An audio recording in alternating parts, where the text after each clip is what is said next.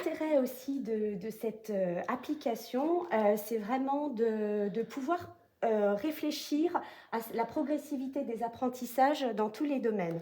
À l'origine, j'avais utilisé un cahier où j'avais répertorié tous les domaines d'apprentissage.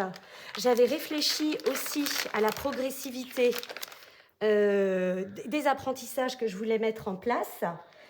Et puis, les enfants collaient au fur et à mesure. Je validais, je prenais les enfants en photo au fur et à mesure. Et ça, c'était très, très chronophage. J'y passais beaucoup de temps. Et en plus, c'était pas forcément très pertinent pour les enfants, contrairement à ce que je souhaitais. Parce qu'en fait, la non-pertinence, c'est parce que c'est toi qui prenais en photo. Je prenais en photo. Au départ, je voulais coller les photos avec les enfants, mais entre le fait de faire développer les photos, ensuite, il fallait les coller avec eux et j'arrivais pas à suivre et à continuer à avancer dans les apprentissages. Par contre, ça m'avait déjà permis, dans les espaces d'apprentissage, de réfléchir à la progressivité dans chaque domaine. Donc, on a travaillé ensemble avec l'équipe de circonscription de Châlons 1 et on a trouvé cet outil, cette application qui justement permet de suivre les enfants individuellement avec toutes les progressivités. Donc, par exemple, si on prend une élève de grande section, en mathématiques, donc tout est organisé, toutes les activités de la classe ont été prises en photo en respectant la progressivité des apprentissages de la petite section jusqu'à la grande section.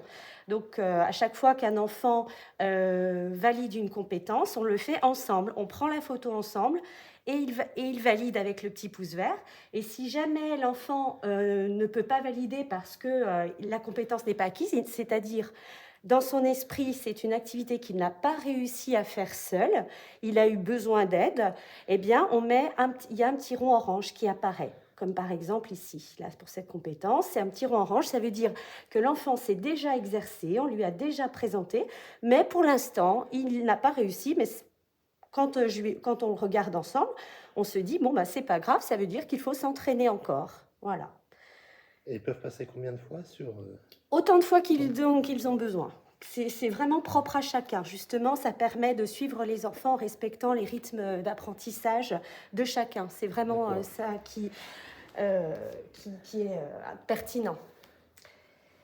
Alors, voilà. Pour faciliter justement aussi la continuité des apprentissages quand on a une classe partagée, alors soit en binôme avec un collègue si on a un mi-temps ou comme moi avec une décharge de direction, eh bien, ça pourrait être compliqué, le suivi individuel. C'est-à-dire que le collègue qui arrive ne sait pas ce qu'on a fait les jours précédents.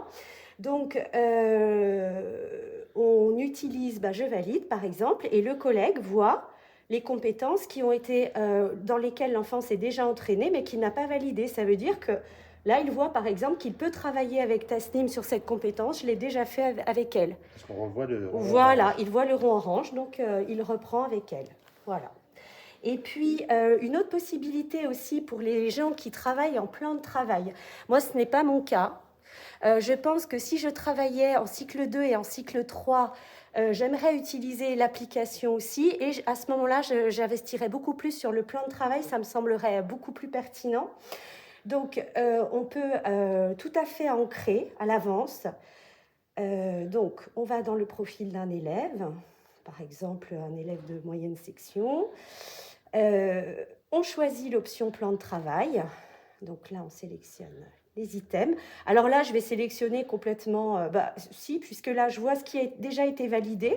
Oui. Donc en fait, je prends la suite, si je veux être cohérente. Donc peu importe, si on dit pour une semaine, voilà. Hop, là, je connais les lettres. Voilà, j'en sélectionne autant que je veux. On fait OK, on génère le PDF et là, on a le plan de travail qui est prêt. Donc, on peut soit l'imprimer, soit avec l'enfant, le reprendre avec lui, avec l'iPad. Ça, c'est au choix de l'enseignant dans sa façon de travailler. Des outils qu'on a à disposition. Sur du cycle 2 ou cycle 3, ça me semblerait pertinent en début de semaine de prévoir un plan de travail à la semaine qu'on aurait imprimé au préalable. Et du coup, l'enfant pourrait, comme les collègues font sur les plans de travail. Mais du coup, c'est beaucoup plus simple à préparer, puisque les compétences sont déjà toutes prêtes et surtout, on voit ce qui a déjà été validé tout de suite. et on propose à l'enfant, voilà, c'est vraiment beaucoup plus rapide. Alors moi j'utilise l'iPad dans la classe avec une housse de protection, puisque la plupart du temps c'est moi qui l'a, mais quelquefois les enfants le prennent eux-mêmes, surtout les plus grands qui ont beaucoup l'habitude de travailler avec. Donc, on ouvre l'application. Donc là, il y a deux façons d'entrer. Donc, quand je travaille avec les enfants, c'est l'entrée enfant. Et sinon, moi, je peux entrer, pour toutes les actions que je veux faire sur l'application, les modifications, par l'entrée professeur. Donc, au départ, il existe l'application livrée avec une base d'items nationale qui correspondent aux IO, avec les grands domaines d'activité. Donc, c'est pratique pour se lancer. Néanmoins, ce qui est très agréable aussi, c'est qu'on peut faire évoluer complètement les items en fonction des activités qu'on a proposées dans sa classe. Et pour que les enfants puissent les identifier plus rapidement, moi j'ai pris en photo toutes les activités de ma classe. Alors c'est un peu chronophage au départ, enfin c'est pas chronophage, ça prend du temps au départ, mais par contre après on gagne énormément de temps parce que les enfants reconnaissent les activités, savent ce qu'il y a à faire. Donc, par exemple, pour ajouter un item, c'est très simple. Là, on est dans l'écrit « Découvrir le principe alphabétique ». On appuie sur cette croix, donc on sélectionne les classes, enfin les niveaux. On écrit le titre de l'activité. Alors voilà, je vais marquer « Écrire », mais bon, on met ce qu'on veut. On prend la photo de l'activité. Voilà. Et on met OK. Voilà. On revient et l'activité est rajoutée. Et ensuite, ce qui est très intéressant, c'est que par exemple, cette activité, vous avez envie de l'ajouter à un autre moment de votre progression parce que c'est une activité que vous avez découverte et qui est pertinente.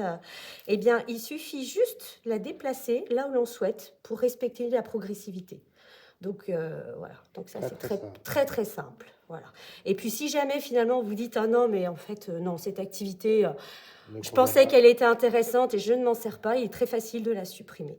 Voilà, tout simplement. Et on revient à la base qu'on avait à l'origine.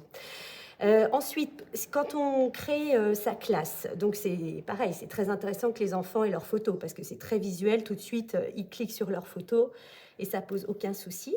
Donc, on va dans élèves. Alors, attendez voir. Là, j'espère que j'ai pas fait une erreur. Plus, voilà. Et on ajoute un élève. Donc, tiens, on va ajouter Stéphane qui vient d'arriver dans la classe en grande section. Voilà. Alors, je peux prendre sa photo aussi. Hop. Alors là, par contre, la photo... Bon, peu importe. En tout cas, vous pouvez prendre la photo facilement. Et là, j'ai Stéphane qui est ajouté dans la classe. Très simplement. Voilà. Ensuite, pour valider les compétences avec les enfants. Alors, par exemple, on va prendre... Tasnim. Tasnim, elle doit apprendre à constituer une quantité 1, 2, 3 avec les fuseaux. Bon, aujourd'hui, elle avait le petit rond orange, elle a bien travaillé, et donc on va lui dire, maintenant peut-être que tu peux... Est-ce que tu penses que tu peux avoir le pouce vert si elle a réussi toute seule? Donc bien sûr, elle va s'empresser de dire oui, en règle générale. Donc il suffit d'appuyer, l'enfant appuie sur l'image parce qu'il reconnaît l'activité. Donc il appuie sur le petit rond noir qui est l'appareil photo. Il prend sa photo. Donc là, il y a utiliser ou reprendre. Donc c'est très rigolo parce que les enfants, ils ont bien compris. Donc voilà, ils utilisent. Et ils ont juste à valider comme ça. Et ensuite, la compétence passe en validé. Par contre, parce que ce qui peut arriver, c'est qu'il y ait des validations qui ne sont pas forcément un peu trop rapides. Donc là, l'enseignant peut tout à fait revenir. Il passe par l'entrée professeur.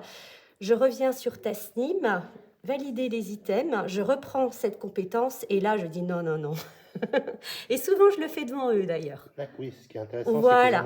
c'est qu'ils aient conscience, voilà, que non, c'est encore un petit peu juste. Bon, souvent, c'est une erreur de manip, on va dire. Mais... Et qu'est-ce que je voulais vous dire Donc, ce qui est intéressant, c'est que les enfants vraiment valident au fur et à mesure de leur progrès. Ils ne sont pas mis en situation d'échec puisqu'on les prend vraiment en fonction de leur avancée. Donc ça, c'est très motivant pour eux. Et à la fin de la période, on peut générer un PDF qu'on va envoyer par mail aux parents, donc qui va être le cahier de réussite si on veut. Donc là, on reste dans l'entrée espace professeur. Donc par exemple, Issa, PDF pour les parents. Et là, j'ai envie d'ajouter des commentaires. Voilà.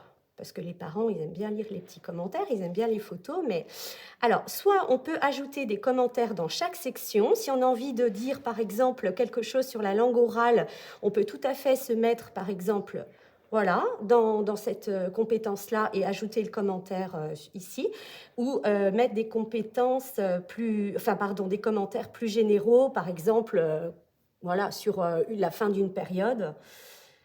Donc là, voilà, par exemple, Issa, ça fait 3 ans que je l'ai, donc là, il est en moyenne section, donc c'est la 2e année. Donc on voit ce que j'avais noté en février 2020 et là, ce que j'ai noté en février 2021, par exemple.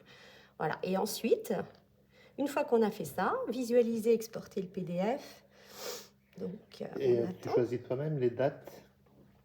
Oui. Voilà, c'est-à-dire que tu peux faire un PDF par Oui. période ou par Oui. semestre. Alors comme moi, tu le souhaites. généralement, je refais depuis le début. Parce que je trouve que c'est pas très... Enfin, ça change pas grand-chose et les parents... Voilà, pour oui, pour voir... Et puis, dans cette logique de montrer les progrès de l'enfant, je trouve ça intéressant, plutôt que de couper... Donc voilà, les parents reçoivent par mail donc tout ce qui est acquis. Voilà, avec les photos quand l'enfant avait pris une photo. Par exemple, les comptines. Une fois qu'on s'est bien entraîné à la comptine, on fait réciter la comptine à l'enfant. On pourrait même enregistrer vocalement. Hein. Voilà, ça peut se faire. Et on prend la photo et on valide. Voilà. Et donc, tout ce qu'il a appris à faire apparaît en photo. Donc, c'est vrai que les parents apprécient aussi. Et alors, l'autre avantage, c'est que ça évite les consommables, l'utilisation de papier et surtout les livrets perdus. Parce qu'en fait, les PDF, moi, je les garde dans les archives sur un drive ou un cloud en cas de perte, ou même une année suivante, un collègue d'une autre école qui va nous demander le livret, au moins on a la trace. La transmission est très rapide. Exactement, par mail.